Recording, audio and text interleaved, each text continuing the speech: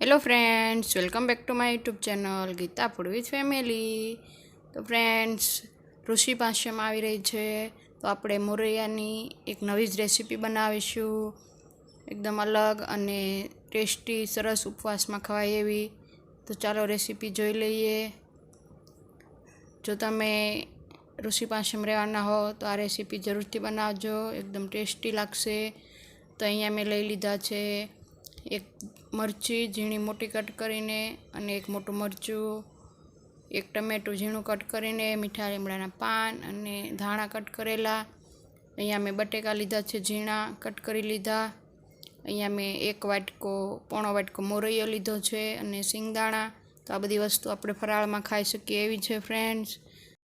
તો ફ્રેન્ડ્સ, ઘણા લોકો આને સાંબો પણ કહેતા હોય છે, મોરૈયાને સાંબો પણ કહેવામાં આવે છે. તો હવે આપણે જે મોરૈયો લીધેલો છે પોણો કપ, એટલા મોરૈયાથી 4 થી 5 લોકોને ફરાળ થઈ જશે. તો એને આપણે સરસ રીતે ધોઈ લઈશું અને પછી જ યુઝ કરીશું એનો. તો આપણે એને પહેલાં ધોઈ લેવાનો છે અને સાઈડ પર મૂકી દઈશું. અહીંયા મેં એક તવલી લીધી છે, એમાં આપણે 1 મોટી ચમચી તેલ એડ કરીશું. જો નાની ચમચી હોય તો 2 ચમચી એડ કરવાનું. તો આપણું તેલ થોડુંક ગરમ થઈ જાય એટલે એમાં આપણે એડ કરીશું આખું જીરું, ચપટી હિંગ, અને આપણે જે થોડીક હળદર એડ કરી દઈશું, જેનાથી એકદમ કલર સારો આવશે. અને સિંગદાણા એડ કરીશું. તો ફ્રેન્ડ્સ, આ એકદમ નવી જ રેસીપી છે, જે ઋષિ પાંચમમાં તમે ખીર બનાવતા હશો, પણ આ રેસીપી એકવાર જરૂરથી બનાવજો. તો હવે આપણે જે મરચાં છે એ એડ કરીશું પહેલાં. સિંગદાણાને થોડીક વાર શેકાવા દઈશું, પછી મરચાં એડ કરી અને એને પણ હલાવી લઈશું. સાથે નાખી દઈશું મીઠા લીમડાના પાન.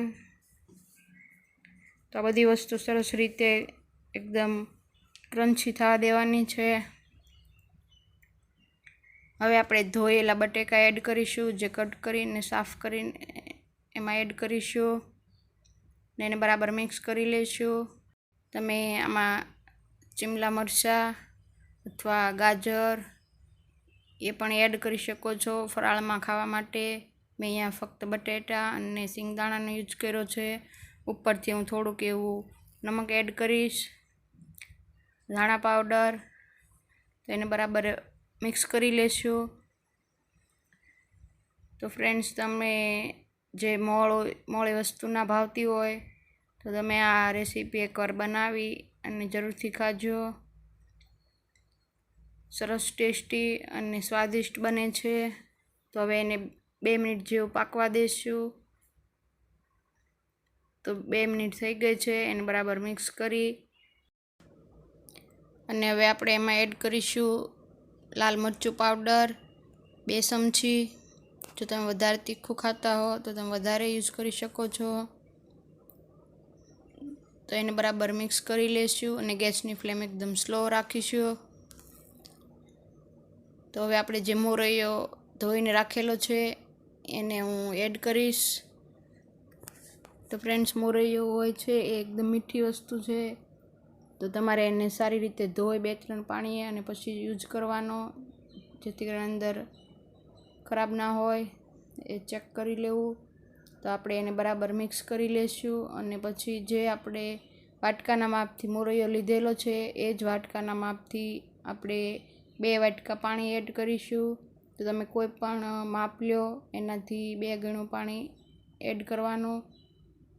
તો મેં અહીંયા 2 વાટકા પાણી એડ કર્યું છે ને એને હવે બરાબર મિક્સ કરી લઈશું. સરસ રીતે મિક્સ થઈ જાય, ગેસની ફ્લેમ મીડિયમ કરી દઈશું અને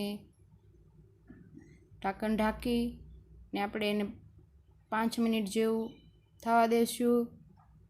તો ફ્રેન્ડ્સ, 5 મિનિટ જેવું થઈ જાય એટલે આપણે વચ્ચે એકવાર ચેક કરી લઈશું, જેથી કરીને આપણો મોરૈયો એકદમ થીક પણ ના થઈ જાય અને નીચે બેસી પણ ન જાય. એ રીતના વચ્ચે એકવાર હલાવી લઈશું.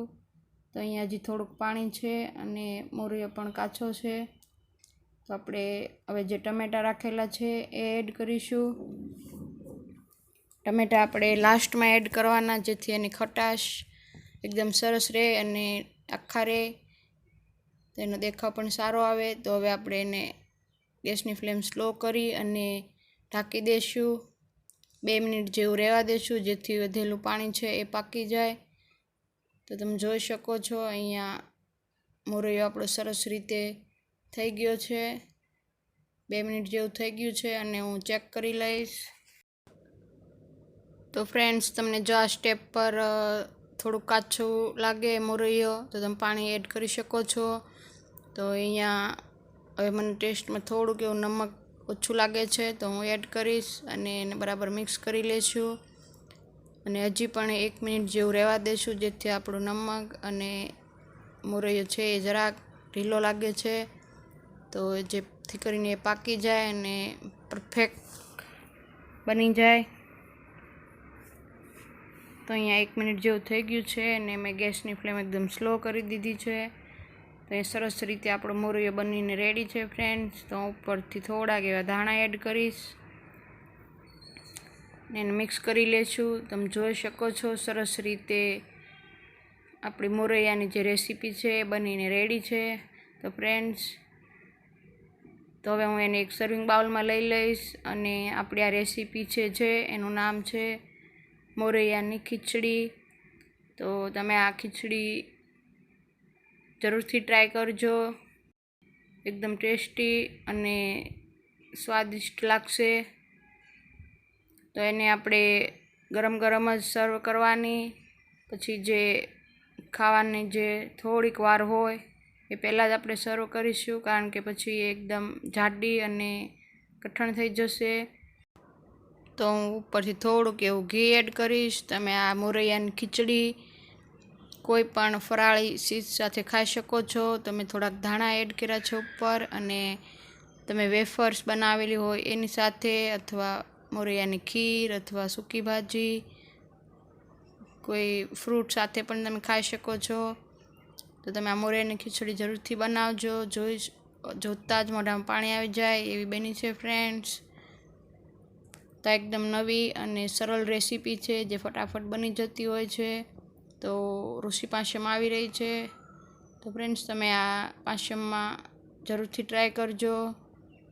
તો આવા જ મારા બીજા વિડીયો જોવા માટે મારી ચેનલને લાઈક, શેર એન્ડ સબસ્ક્રાઈબ કરવાનું નહીં ભૂલતા. સબસ્ક્રાઈબ કરવું બિલકુલ ફ્રી છે. જો તમે મારી ચેનલ પર નવા હો તો ચેનલને સબસ્ક્રાઈબ જરૂરથી કરજો. તો ફ્રેન્ડ્સ, હું તમને એકવાર ટેસ્ટ કરીને બતાવીશ. આપણે જે ઉપર ગરમા ગરમ મોરૈયાની ખીચડી ઉપર ઘી નાખેલું છે એ અંદર સરસ રીતે મેલ્ટ થઈ ગયું છે.